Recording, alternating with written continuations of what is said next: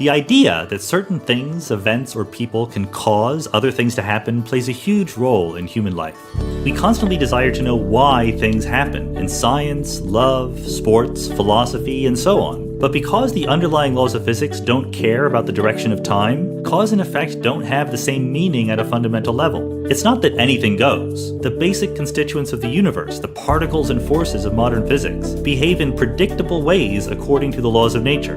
In principle, you can just as easily know their past paths as their future ones. The current momentum and position of a particle determine its movement forward into the next second, but they also determine how it was moving in the previous second. Neither is really a cause preceding an effect. There's just a pattern that particles follow. Kind of like how the integer after 42 is 43, and the integer before it is 41, but 42 doesn't cause 41 or 43, there's just a pattern traced out by those numbers. At a fundamental microscopic level, all we can say is that there are patterns between events. The macroscopic human-scale concepts of cause and effect only emerge when you have larger collections of particles like humans. As we know, time does have a direction for larger scale systems, and we can indeed talk about a spark causing oxygen and hydrogen to turn into water and an explosion. Spark plus oxygen plus hydrogen, and then water plus explosion, is a sequence the universe follows, and it only happens in one direction. You never see a reverse explosion where water spontaneously splits into oxygen and hydrogen gas, and then at the very end emits a little spark.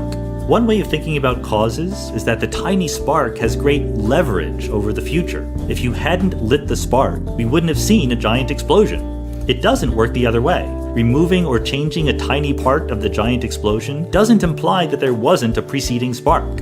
When a small change to the present implies a big change to the future, the small thing we're changing is generally thought of as a cause. Leverage can also go the other way. Take this new pencil. The wood it's made of contains trace amounts of radioactive carbon-14 created by nuclear bomb testing. If the pencil didn't contain that carbon-14, that would imply that no nuclear bombs had been detonated in the last 80 years. While if you removed a pencil-sized amount of one of the atomic bombs, this pencil would still be basically the same. In this case, the fact that the pencil has lots of carbon-14 means that it has a lot of leverage over the past. Instead of calling the carbon-14 in the pencil a cause of the earlier detonation of hundreds of nuclear bombs, we call it a record of the bombs. In general, when a small change to the present would imply a big change to the past, the small thing we're changing is thought of as a record or a memory.